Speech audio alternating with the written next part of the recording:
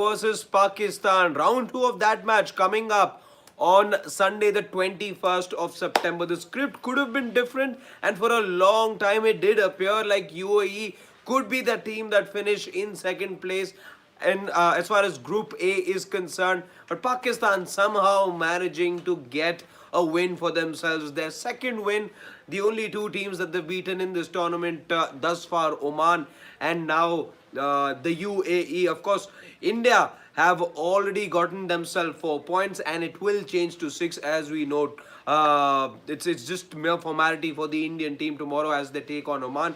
However, let's talk about what we saw today in Dubai. Lot of drama in the build-up to this particular match. At the end, though, you needed Pakistan to pull all possible strings to be able to get themselves that second place finish in the group. Not a lot of runs that Pakistan could score, and if it wasn't in fact for Shahin Shah Afridi, who knows, the script could very well have been different. Look at where UAE have ultimately ended. Of course, they had to face some sort of pressure as well, and that's something we knew for a non for an for relatively inexperienced team. Any time that the score would be around 150 runs, and that's what we saw in that try series as well. They struggled. Today was yet again the same. If it wasn't for those crucial runs that Shaheen Shah Afridi scored, he's by the way making it a habit of scoring runs right at the death, and it is now food for thought for Pakistan, just as we say for Afghanistan that Rashid, one of the better batters who plays at number 7, number 8, should be batting higher. Maybe Pakistan, after what we saw him do against India as well, there is some food for thought over that. Maybe Shaheen Shah Afridi is a better batter than they think of him to be. He is doing much better than their opener in Saeem Ayub, but that's not to suggest that he should be the one to go out there and open. Certainly can go ahead and bat ahead of Nawaz at the moment. Nawaz isn't doing any good with the bat. However, somehow managing to get closer to 150 runs Pakistan on the day. And once they reached that territory, you knew for UAE it was going to be difficult. They started very brightly. It was a boundary that we saw UAE open their account with, but Shaheen Shah Afridi bringing in his experience, chipped in that early wicket, also chipped in with a couple of wickets later on as well. He was looking good today, and ultimately the Pakistan bowling unit on the slower deck, Saeem Ayub was once again good. Abrar got a couple of wickets as well. Nawaz wasn't too bad either. Ultimately, they ended up chipping away those wickets and got themselves their second win of the tournament. They were, but make no mistake, they were made to work hard for this particular win. It wasn't a straightforward and it wasn't a nail biter. That's not what I'm saying either, but it wasn't as comfortable a win. You've seen with associate nations how the results have been in the past. Look at how that comfortable win for India came about in their opening fixture against the UAE. India won with plenty of balls to spare. Look at the match between Hong Kong and Afghanistan also that took place in the other group. It is courtesy that big win that Afghanistan secured in that first match that they still happen to be staying alive in the tournament despite that loss against Bangladesh. So you've seen big wins against associate nations, but not the case as far as Pakistan are concerned. They're still not there as far as their potential as a T20 outfit is concerned. They're not looking one of the better teams. They're certainly not one of the contenders as things stand, unless of course they're able to have a couple of very good days. They're really not looking a complete unit at the moment. Sri Lanka doing much better in the other group. Dare I say, even Afghanistan, the team that they did beat a couple of times in the try series, they also are looking better. And these slowish decks, you thought that Pakistan with the spinners, we saw Aga Ali Salman, Salman Ali Aga, beg your pardon, we saw him have a role, we saw him roll his arm over as well. We saw Nawaz bowl. We've seen plenty of spinners dominate in this, not just in this match, but in this Asia Cup thus far.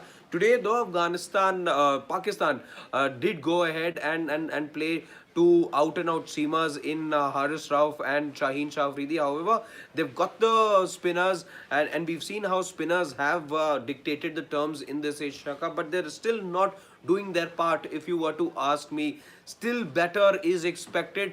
But between the two facets, if you were to ask of what we've seen from the three group stage games of Pakistan, the batting is a real concern for them. The batting is just not clicking, and the problems start right at the top. Saeem Ayub, the man many were calling would go ahead and be the next big thing in Pakistan cricket.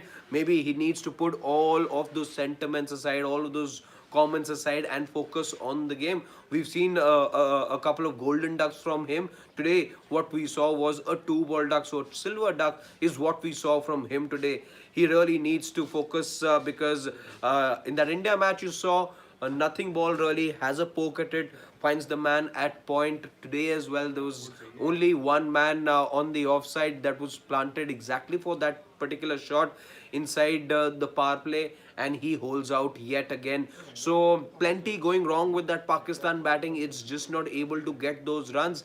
And if Pakistan are to go ahead and make any sort of a statement in this tournament, or are to see themselves play in the final, then you will need the batting to click. You will need the batting to come in with some runs.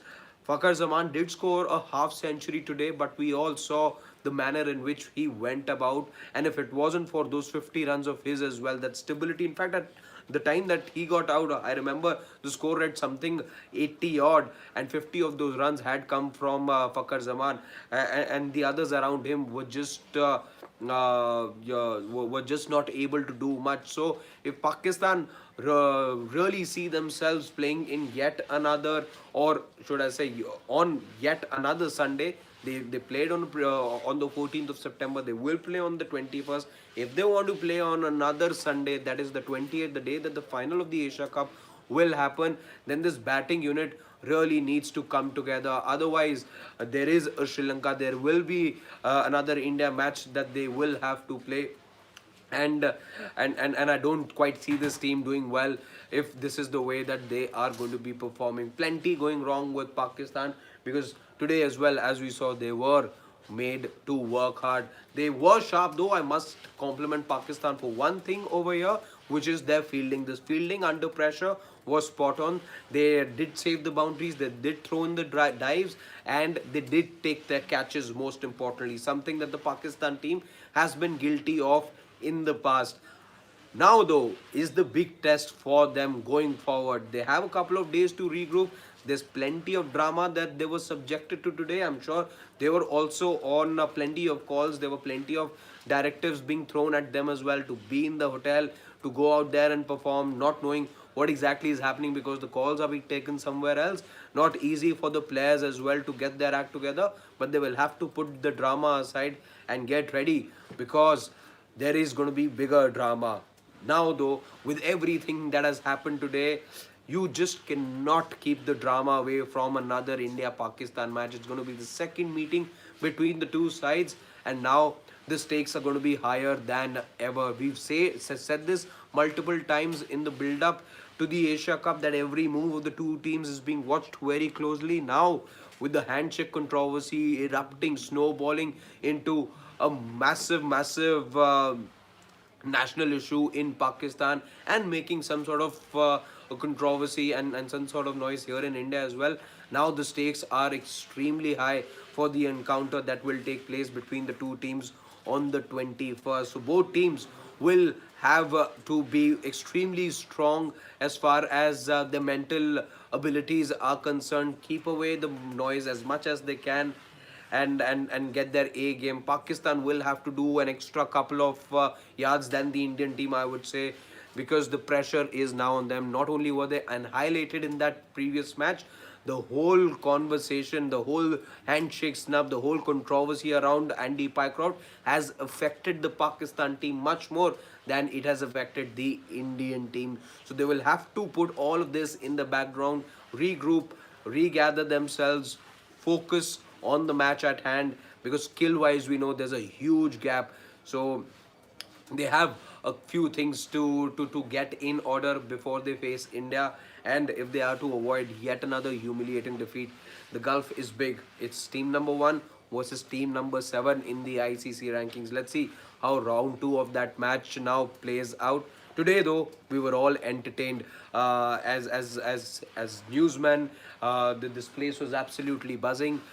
We tried bringing you all the updates right from Dubai, right from what was happening in the headquarters to what was happening in the Pakistan team hotel to the stadium. We tried covering all of those bases. In case you missed out on the action, all of those videos in different chunks have been put here on the Sports Today channel. Please go ahead, check them out. For those of you joining us on Facebook, please come over to our YouTube channel. Do have a look at all of those updates. Plenty of drama. This was just peppered with a lot of spice today. Whatever had happened, negotiations happening, ICC being touched base with yet again, then meetings happening in Lahore. All of that made for plenty of drama, and we were thoroughly entertained today. So do go ahead if you missed out on all of that. Check out those videos on all our social media platforms. And for now, I will take your leave. But before I go, I will say a very good night to you, and thank you for joining us in today's coverage. As always, it was a pleasure. Thank you. Take good care. Bye bye.